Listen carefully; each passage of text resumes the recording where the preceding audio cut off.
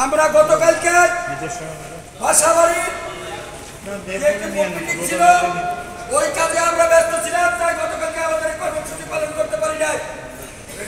আজকে পুনরায় আমাদের এই কর্মসূচি শুরু এবং প্রতিদিনই যদি কোনো গুরুত্বপূর্ণ কাজ না থাকে আমাদের কর্মসূচি অব্যাহত থাকবে।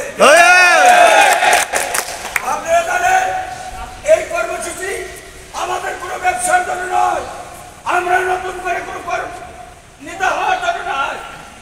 সাথী বন্ধুগণ, আজকে যারা মাস্টারুলে আউটসোর্সিং এ যারা চাকরি করতেছে এই ডিপার্টমেন্টের স্বার্থে, সরকারের স্বার্থে তাদের ন্যায্য অধিকার আদায় করার জন্য এই কর্মসূচি। কারণ আজকে যে ডিপার্টমেন্টে মাস্টারুলদেরকে যে নির্মম নির্যাতন করা হচ্ছে, বেতন বৈষম্য করা হচ্ছে, সেইখান থেকে উদ্ধার হওয়ার জন্য এই কর্মসূচি। প্রশাসনকে একাধিকবার বলেছি এবং তিনটা সংগঠন একত্রিত হয়ে আমরা প্রধান প্রকৌশলী সহ প্রশাসনের বিভিন্ন পর্যায়ের কর্মকর্তার সাথে আলোচনা করেছে, মিটিং করেছে যে তাদের বেতন এবং 3 মাস পর পর যে কাবিননামা দেওয়া হয় সেইটা থেকে আমরা অবগতি চাই। কারণ আপনারা জানেন কিছু গাপটিমারা আমলারা আছে, তারা 3 মাস পরে যখন আপনাকে পছন্দ না হয় আপনাকে বাতিল করে আরেকটা লোক নেওয়া হয়। সেই ব্যবসা বন্ধ করতে হবে। আমার যখন শরীর ভালো, আমি খাচ্ছি, আমি খুব ভালো, আজকাল আমি অসুস্থ হয়ে পড়েছি, আমাকে বাদ দিয়ে আরেকজনকে নিচ্ছে, সেটা আর হইতে দেওয়া যাবে না। বিগত দিনে আমরা 7,500 মাস্টারুল ছিলাম, যারা নিয়মিত মাস্টারুল হয়েছিলাম, ঠিক সেই আদলে তাদেরকে মাস্টারুল করতে হবে। খাত থেকে, উন্নয়ন খাত থেকে আমাদের বেতন আহরণ করতে হবে। কারণ আমরা এই দক্ষ অদক্ষ নামে এই প্রথা বাতিল করতে হবে। অতএব আর একটা বিষয় হলো যে এটা প্রয়োজনে আমরা বলেছি আমাদের প্যানেল লয়ার আছে, আরো বড় বড় আইনজ্ঞ আছে, তাদের সাথে পরামর্শ করে যাদের মামলা হাইকোর্ট থেকে রায় হয়েছে সেই মামলাগুলো বাস্তবায়ন করার জন্য।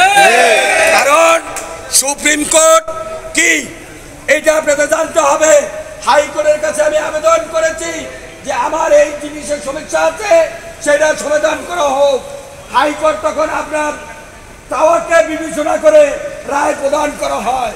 যখন সরকার রাজি হবে না তখন সুপ্রিম কোর্টে যায়। তাহলে আপনারা তো বলতেছেন দেশের স্বার্থে, ডিপার্টমেন্টের স্বার্থে, সেবামূলক প্রতিষ্ঠানের উন্নয়নমূলক কাজের জন্য আপনাদেরকে মাস্টারুল থেকে নিয়মিত করতে হবে। হাইকোর্টের রায়কে আমাকে বহাল করতে হবে। সাথী বন্ধুগণ, আমরা কিন্তু আইন জানি, আমরা নিয়ম কানুন জানি, শুধুমাত্র আমলাতান্ত্রিক জটিলতার কারণে আজকের এটা বাস্তবায়ন হইতেছে না। অতএব আপনারা যদি সোচ্চার না হন, আপনারা যদি আমাদের সাথে আন্দোলনে ঐক্যবদ্ধ না থাকেন, তাহলে কিন্তু আপনারা এখান থেকে পিছিয়ে যাবেন। আপনারা জানেন 2017 সালে আমরা মামলা করেছিলাম এই ডিপার্টমেন্টের 4,500 কর্মচারী, তারা কিন্তু হাইকোর্টের পরে সুপ্রিম কোর্ট যখন আমাদের পক্ষে মতামত দিয়েছে তখন ডিপার্টমেন্ট রিভিউ করতে চাইছিল। আমরা রিভিউর বিরুদ্ধে আন্দোলন করেছি। সেই আন্দোলনের আলোকে সুপ্রিম কোর্টের রায়ের আলোকে আমাদেরকে নিয়মিত করেছে। অতএব আপনাদেরকে কেন করতে পারবেন না? এখন ইদানিং কালে এক একটা নিয়ম, এক একটা বিধি বাইর করে আমাদেরকে বোকাচ্ছে। এই বিধি তো আমাদের ভিতরেও ছিল, আমরা কোনো বিধিকে তোয়াক্কা করি নাই। আমরা রাজপথে আন্দোলনের মুখে আমাদের এটা বাস্তবায়ন করেছি। সাথী বন্ধুগণ, আমি কি বলতে চাচ্ছি আপনারা অবশ্যই বুঝতেছেন। যদি বিনা ওড়ে আন্দোলন আমরা দেখা করি।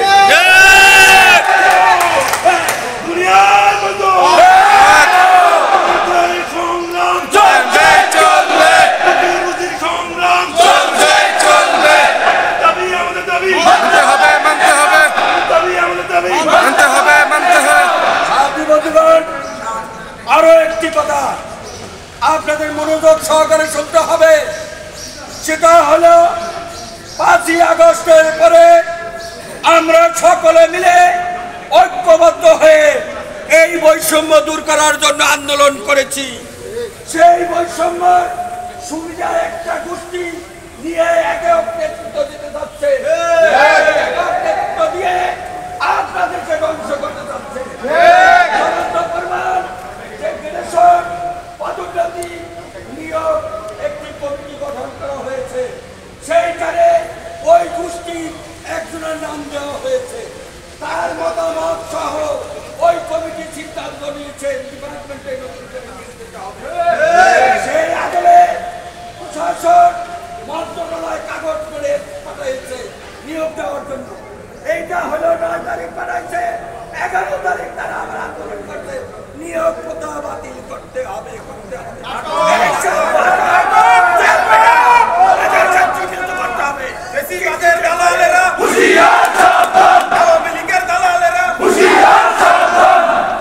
আজকাল দেখেন গতকালকে আমরা বাসাবাড়ির পত্রিকা দেখেছি, যেটা লক্ষ্য করেছে সেটা হলো তাদের যে লোক তারা ওখানে না থেকেও লেখা আছে তারা বসবাস করে, আর আমাদের লোক একটি রুম না হয় সাবজেক্ট দিয়েছে সেটাকেও ভাড়াটিয়া হিসাবে দেখানো হয়েছে।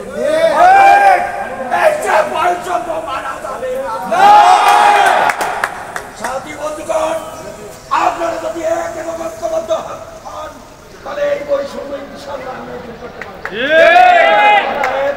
আমি আর বিশেষ করে আপনাদের সাথে কিছু বললাম না, আরো অনেক তথ্য আছে, আরো অনেক কথা আছে যেটা শুনলে আপনারা হতাশ